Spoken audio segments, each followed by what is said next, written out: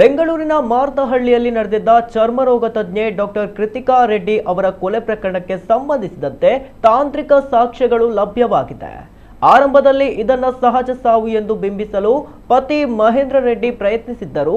ವಿಧಿವಿಜ್ಞಾನ ಪ್ರಯೋಗಾಲಯ ರಿಟ್ರೀವ್ ಮಾಡಿರುವ ಡಿಜಿಟಲ್ ಮಾಹಿತಿಗಳು ಆತನ ಕೊಲೆ ಕೃತ್ಯವನ್ನ ಬಿಚ್ಚಿಟ್ಟಿವೆ.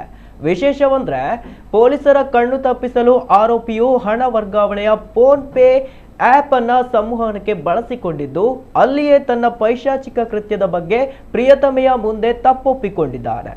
ಆರೋಪಿಯು ತನ್ನ ಪ್ರಿಯತಮೆಗೆ ಕಳುಹಿಸಿದ್ದ ಸಂದೇಶಗಳು ಪ್ರಕರಣಕ್ಕೆ ಸ್ಫೋಟಕ ತಿರುವು ನೀಡಿದೆ.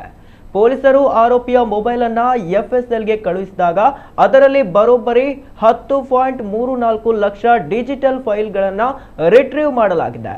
ಈ ಪೈಕಿ 485ಕ್ಕೂ ಹೆಚ್ಚು ಫೋನ್ ಪೇ ಚಾಟ್ಗಳು ಪತ್ತೆಯಾಗಿದ್ದು, ಅದರಲ್ಲಿ ಆತ ನಾನೇ ಕೃತಿಗಳನ್ನು ಕೊಂದಿದ್ದೇನೆ, ಆದರೆ ನನ್ನ ಬಳಿ ಯಾವುದೇ ಪುರಾವೆ ಇಲ್ಲ, ನಾನು ಜೈಲಿಗೆ ಹೋಗ್ತೇನೆ, ನೀವೆಲ್ಲರೂ ಸಂತೋಷವಾಗಿರಿ ಎಂದು ಬರೆದುಕೊಂಡಿದ್ದಾನೆ.